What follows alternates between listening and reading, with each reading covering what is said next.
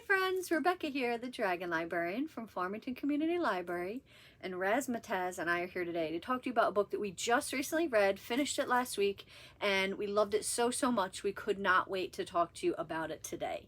I had a completely different video plan, a completely different book I was going to talk about today, but like I said, I read this one last week and I just couldn't put it down, and it's a very short book, so I got through it really quickly, but I just have not been able to stop thinking about it, and I can't wait to share it with you.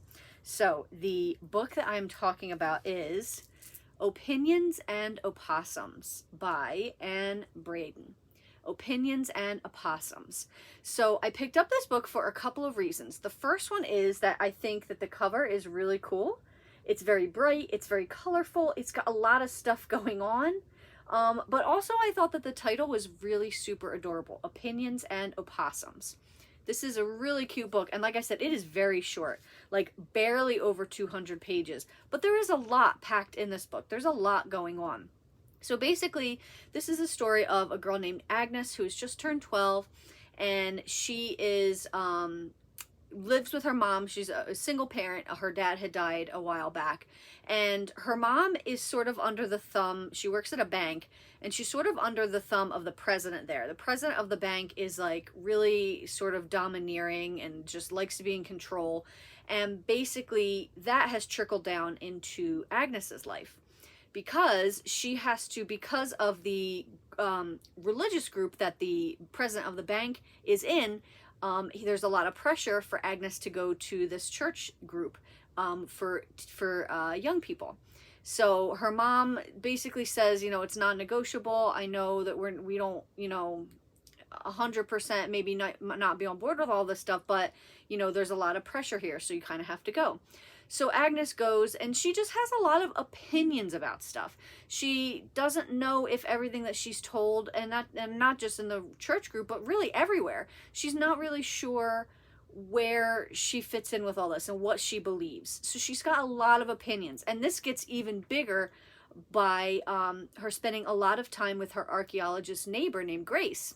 And her archaeologist neighbor, you know, tells her all about different stuff in history that she never knew about, stuff that they didn't teach her in school, and about like women's contributions and stuff like that. So she gets kind of aggravated about this like male-dominated, you know, history that she's been told, and questions things and wants to know more, which she gets pushback for.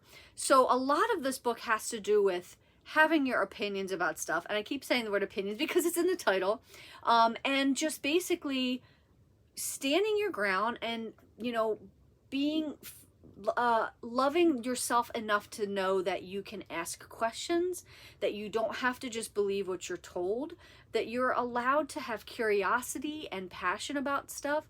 And the other part of this, the opossums part, is the reason she bonded so quickly with her neighbor Grace is because when they're in the car one day, there is an opossum in the road. And the opossum is playing dead, as opossums do.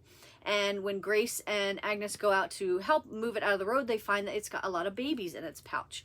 So Agnes is just completely transfixed by this. She never knew about opossums playing dead.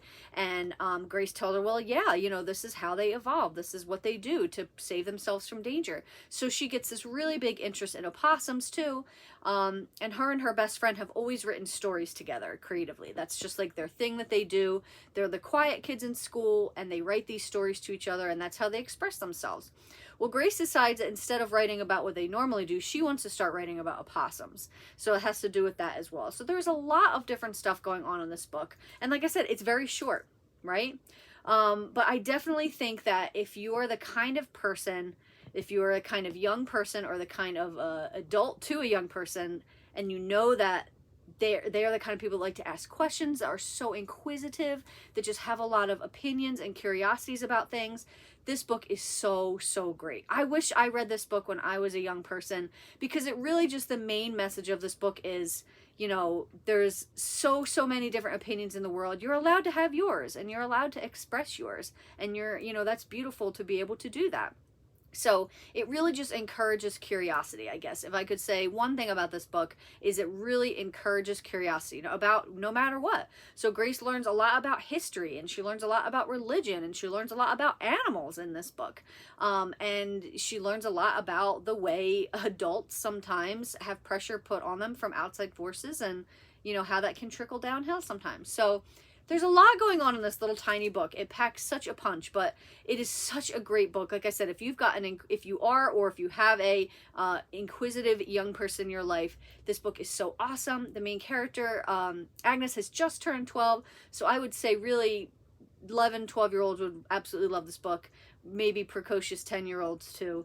But it is such a great read, and just is such a positive, you know, it's not really negative about anything. And, you know, even the adults that may not be acting their best, always, you know, kind of learn their lesson, and everything is forgiven in the end. So like I said, it's a really positively minded book. Absolutely wonderful. Opinions and Opossums. So that's what we've got for you guys today. I hope that this book sounds really fun and interesting, and that you'll learn a lot from it. Like I said, I read it last week, and I just could not wait to talk to you guys about it. I hope everybody really likes it, and if so, please feel free to check it out from Farmington Community Library. And thank you so much for watching, friends. Have a wonderful rest of the week.